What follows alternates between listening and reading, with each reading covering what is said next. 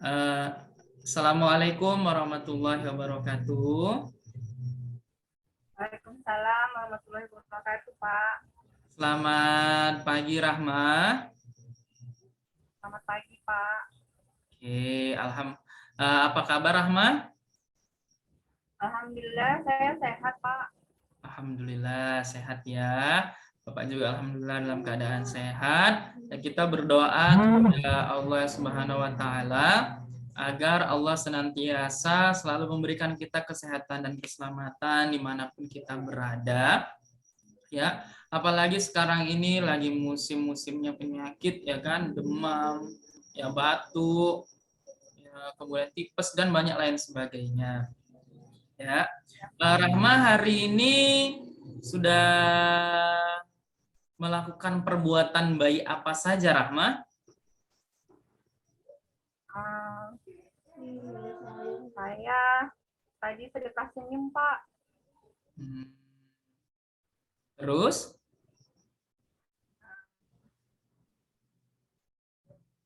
Lagi sih, Pak.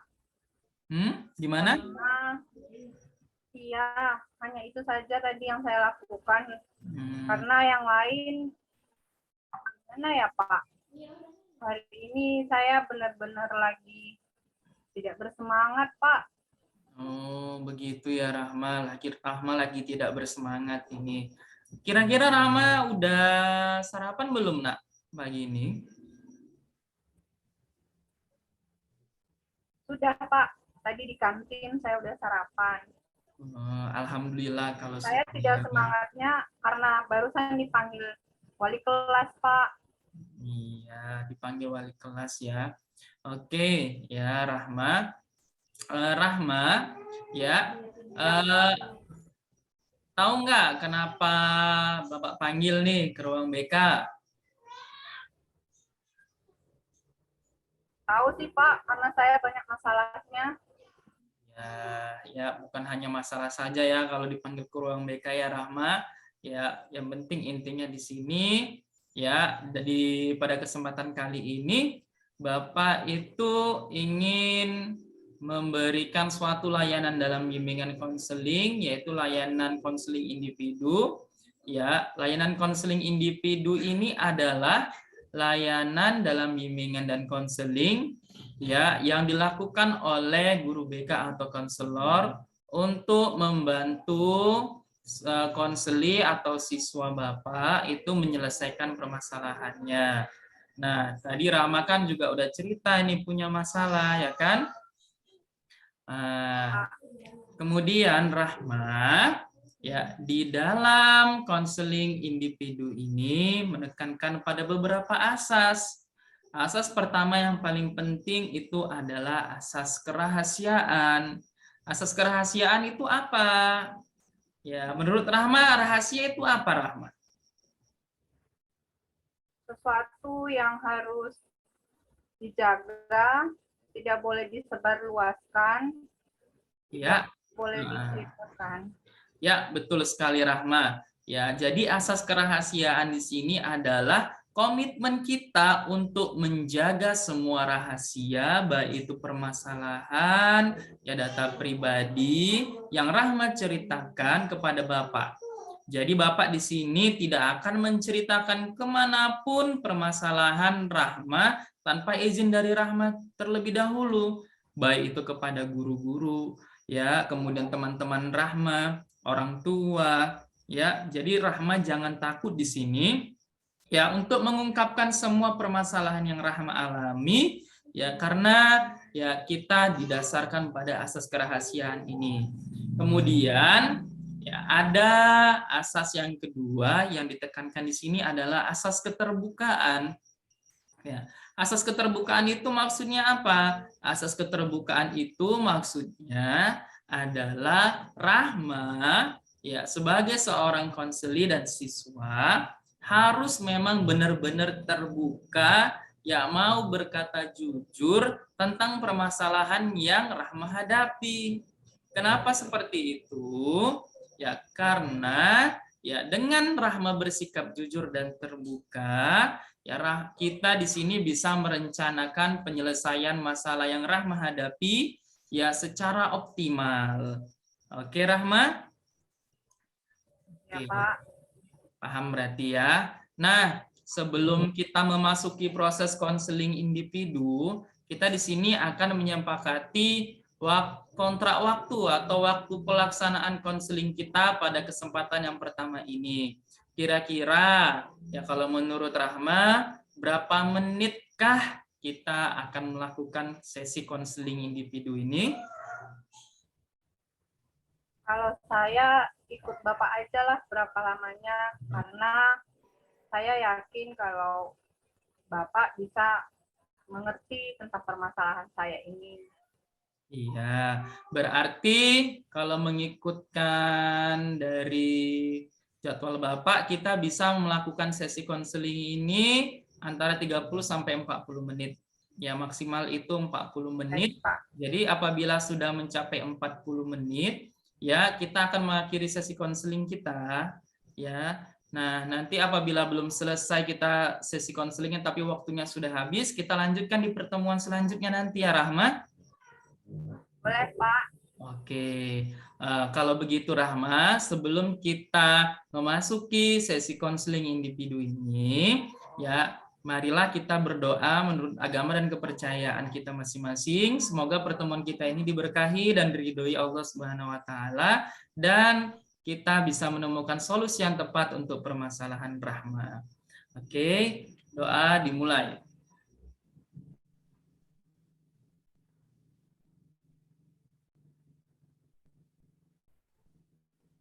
Doa selesai. Nah, Rahma, tadi kan Bapak sudah sampaikan Rahma dipanggil kemari. Kemudian tadi Rahma ada cerita pagi ini nggak semangat karena dipanggil guru, ya dipanggil wali kelas. Ya, nah sebetulnya itu saling berkaitan Rahma. Nah, kalau menurut Rahma apa yang sudah Rahma lakukan sehingga Rahma itu bisa dipanggil wali kelas? Nah, dan terakhir ya permasalahan itu dimintakan oleh wali kelas untuk diselesaikan oleh guru BK. Kira-kira apa Rahma yang menyebabkan permasalahan apa yang Rahma alami, Rahma? Tadi saya dipanggil wali kelas, Pak. Ya. Wali kelas bilang nilai-nilai saya menurun. Kemudian absensi saya banyak, Pak, bulan ini. Dan beberapa hal lainnya, Pak, tentang cara belajar saya yang kurang konsentrasi ketika belajar, Pak. Nah, berarti itu permasalahannya. Ya, ini juga sudah disampaikan oleh wali kelas dan guru mata pelajaran. Masalah-masalah yang Rahma hadapi, yaitu sering absen, tidak konsentrasi belajar, dan jarang mengumpulkan tugas yang diberikan oleh guru. Nah, Rahma, ya itu kan tadi Rahma sudah mengetahui perilaku-perilaku yang Rahma lakukan sehingga Rahma dipanggil oleh guru. Nah, kalau boleh Bapak tahu, kira-kira apa sih yang menyebabkan Rahma itu melakukan hal-hal tersebut? Saya malas aja, Pak, belajarnya. Malas belajar. Bisa dijelaskan lebih rinci, Rahma? Tapi Bapak janji dulu ya, nggak cerita-cerita sama teman-teman, gitu Pak. Ya, Bapak janji. Bapak berjanji tidak akan cerita kepada teman-teman. Seperti tadi, sudah ada asas kerahasiaan di antara kita. Silakan Rahma ceritakan.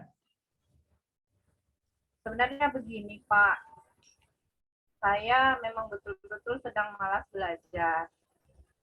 Sehari-hari saya isi bermain game. Kadang saya bolos sekolah dan saya sering nongkrong di warnet, Pak. Sebenarnya saya merasa menyesal melakukan itu. Tapi saya tidak tahu bagaimana menyelesaikan masalah saya. Masalah saya ini, Pak, sangat berat sekali menurut saya, Pak. Apa itu, Rahma? Yaitu itu, Pak, saya gimana ya Pak bilangnya? saya dengan ibu saya terlibat pertengkaran, Pak. Pertengkaran seperti apa, Jadi kan Rahma? kemarin saat ibu saya nelpon, kan kebetulan ibu saya ini kan bekerja jadi TKW, Pak, di luar negeri. Ya. Dan saya tinggal sama nenek saya. Nah, ibu saya ini kemarin-kemarin masih enak lah ngomongnya kan, Pak. Suruh saya belajar, yang rajin ke sekolahnya. Tapi akhir-akhir ini ibu saya sering mengancam-ngancam mau mengambil HP saya, Pak. Terus Begitu ya. Terus? beliau bilang akan memotong uang jajan saya, Pak. Saya marah kan, Pak. Kenapa sih ibu saya tega kayak gitu? Kan Iya. semua yang diminta ibu saya udah saya turuti gitu, Pak. Tapi kok bisa-bisanya beliau mengatakan mau mengambil handphone saya gitu, Pak. Itu tadi udah Rama sampaikan seperti itu. Nah, kan nggak mungkin nih Ibu Rahma mau mencabut fasilitas handphone, uang jajan dari Rahma tanpa alasan yang jelas. Nah, coba Rahma introspeksi dulu.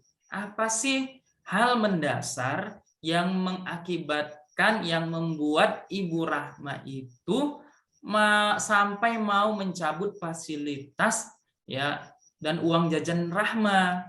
Coba introspeksi dulu Rahma. Coba apa yang menyebabkannya?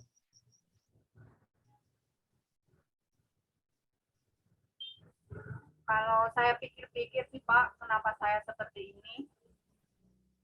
Karena saya sering nongkrong sama teman-teman, Pak.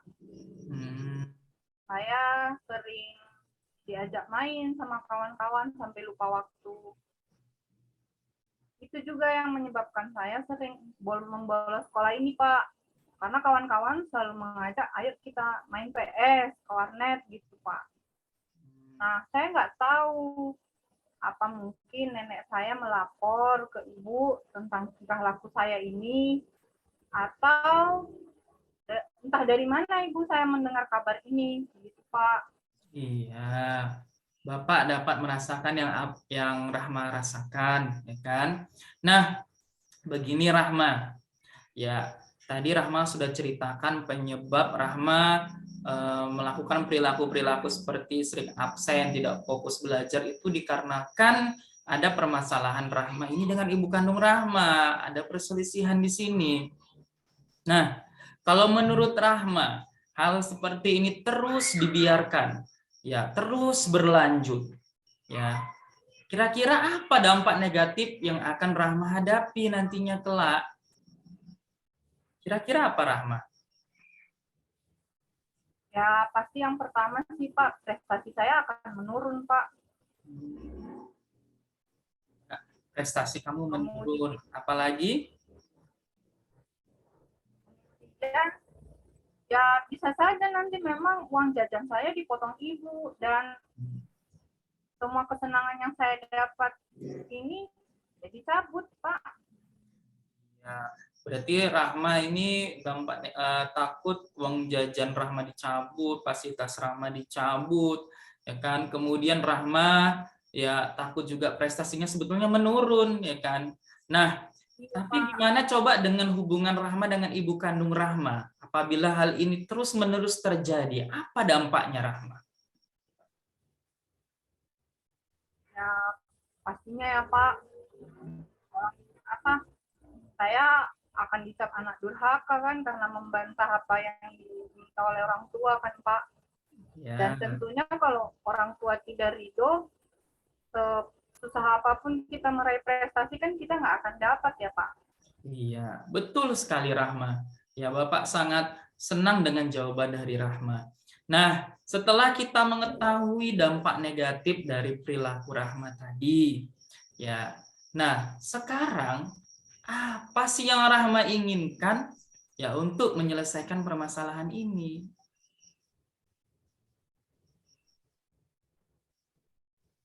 Kalau dari segi belajar, Pak, Ya. Saya janji nggak akan membolos lagi, Pak. Kemudian saya akan bersungguh-sungguh belajar, Pak. Tidak akan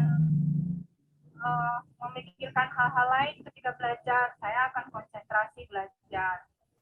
Ya. Kemudian tugas-tugas akan saya lengkapi, Pak. Ya, baik. Ya, kemudian apakah hal tersebut sudah Rahma lakukan akhir-akhir ini? Itu dia, Pak. Kemarin-kemarin kan saya pengen memperbaiki. Tapi saya masih mikir-mikir, Pak. Apa yang membuat Rahma mikir-mikir terlalu panjang, Rahma? Kan remaja ini kan, Pak, gengsinya tinggi ya, Pak. Ya. Saya pikir kalau saya sudah bersungguh-sungguh belajar, apa ibu saya akan bangga sama saya, Pak? Sementara kan beliau ada di luar negeri, Pak. Tidak melihat saya langsung. Ya. Makanya, Pak, saya masih melakukan tindakan-tindakan yang kurang baik itu ketika belajar. Berarti di situ Rahma sudah melakukan hal-hal yang kurang baik ya akhir-akhir ini ya. Nah, kalau menurut Rahma, hal-hal yang kurang baik itu pastinya berdampak negatif enggak? Iya, Pak, pastinya. Ya, pastinya berdampak negatif, ya kan. Nah, sekarang Rahma, Bapak ingin Rahma ya mengungkapkan solusi-solusi apa sebetulnya yang harus dilakukan untuk menyelesaikan permasalahan yang Rahma hadapi. Bapak ingin Rahma sendiri yang menentukan solusinya. Ya, agar apa? Agarlah Rahma itu lebih berkomitmen. Ya. Nah, untuk permasalahan pertama, berarti kan ada dua permasalahan di sini, Rahma. Yang pertama, permasalahan dengan Ibu Rahma, dengan ibu kandung Rahma tadi perselisihan. Yang kedua dengan masalah belajar dari Rahma. Ya. Nah, kalau untuk masalah dengan ibu kandung Rahma, ya, apa sih rencana Rahma ya untuk menyelesaikan permasalahan dengan ibu kandung Rahma?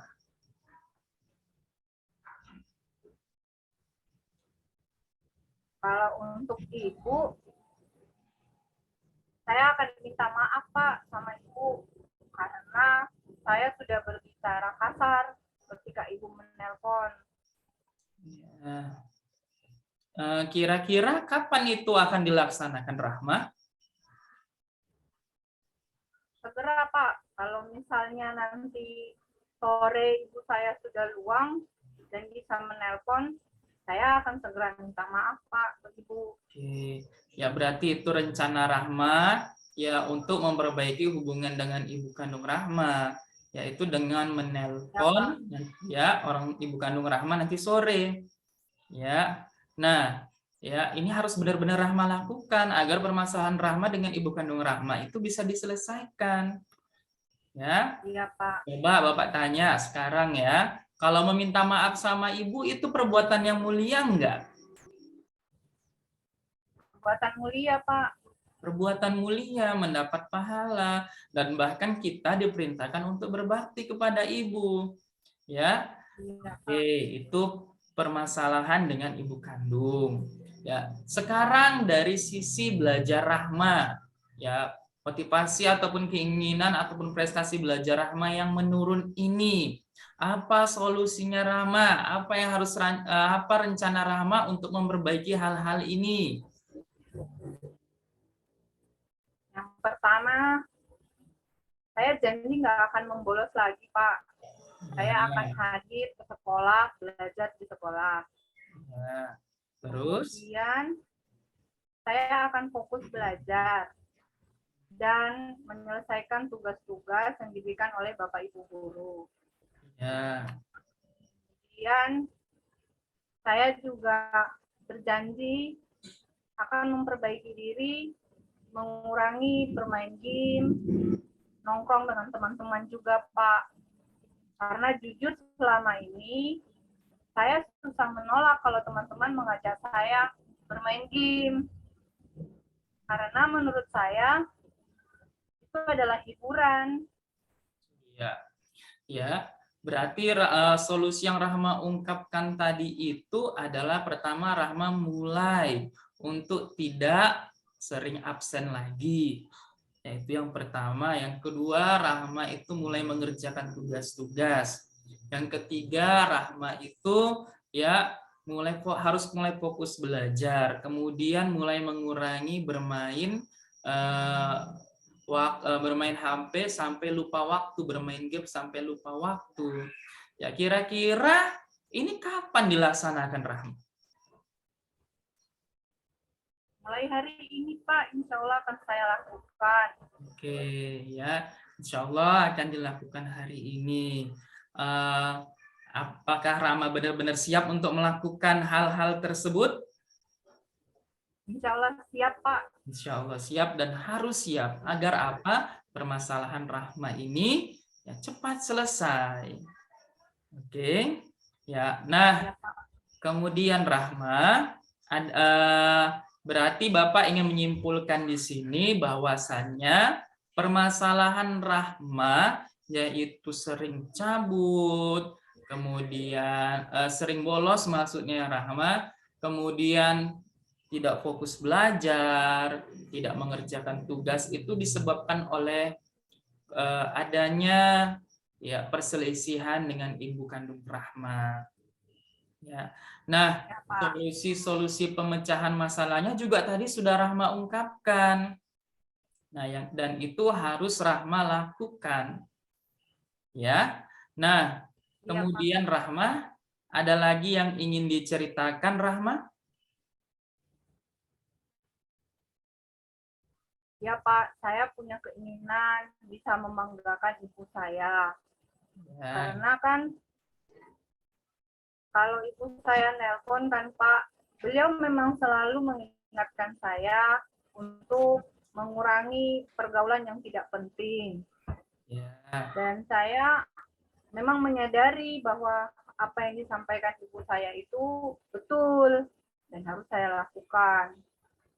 Nah, dari penjelasan Bapak tadi saya kepikiran bahwa saya harus bisa membanggakan ibu saya sehingga jerih payah ibu saya bekerja di luar negeri sana tidak sia-sia. Ya. Pak. Bagus sekali Rahma. Berarti di sini Rahma sudah menyadari ya sudah menyadari bagaimana perjuangan Ibu Rahma, dan Rahma memang wajib membahagiakan, wajib membanggakan ya, wajib membuat bangga Ibu Rahma dengan prestasi Rahma. Ya, oke. Ya, sebelum kita akhiri sesi konseling ini ya, kita kan tadi sepakati ada pertemuan selanjutnya. Ya, tadi kita sudah untuk melihat ya apakah Rahma sudah mampu melakukan langkah-langkah penyelesaian masalah yang tadi yang Rahma ungkapkan. Kita itu kan akan ada pertemuan konseling selanjutnya. Kira-kira ya kalau seminggu lagi Bapak panggil Rahma untuk mengikuti konseling, gimana Rahma? Boleh, Pak. Boleh. Oke, ya. Boleh, berarti minggu depan itu ini hari Kamis ya. Kamis berarti nanti 1 minggu kemudian itu di hari Rabu. Ya, nanti masalah jamnya gimana Rahma? Rahma dulu sekarang, coba jamnya jam berapa?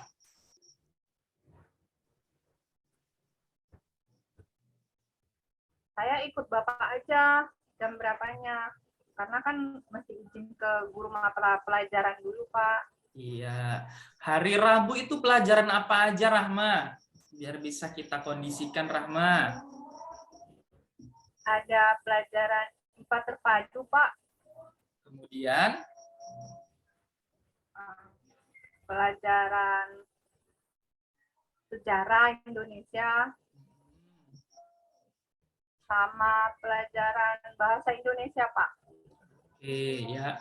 Pokoknya nanti Bapak sepakati, Bapak lihat dulu, Bapak izin dulu sama guru mata pelajarannya, kemudian baru Bapak panggil Rahma.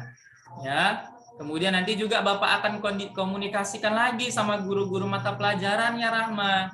Ya, untuk tugas-tugas yang Rahma tadi belum selesaikan, agar Rahma itu bisa mendatangi ataupun menjumpai guru mata pelajaran, kemudian minta tugas-tugas yang belum Rahma kerjakan, dan kemudian Rahma kerjakan, kemudian dikumpul. Ya Rahma? Ya, Pak. Oke. Sekali lagi Bapak tanya, siap untuk berubah Rahma? Insya Allah siap, Pak. Siap dan wajib, harus, dan memang harus siap.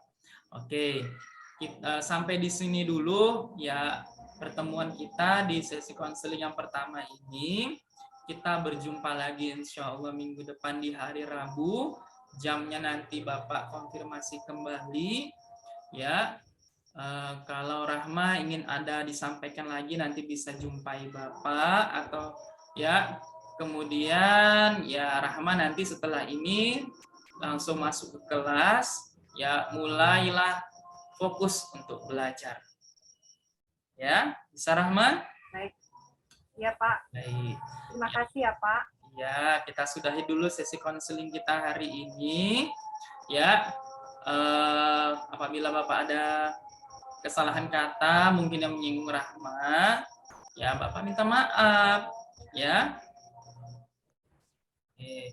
Oke, Rahma, silakan kembali ke kelas, Nak. Baik, Pak. Saya permisi ya, Pak. Assalamualaikum. Waalaikumsalam warahmatullahi wabarakatuh.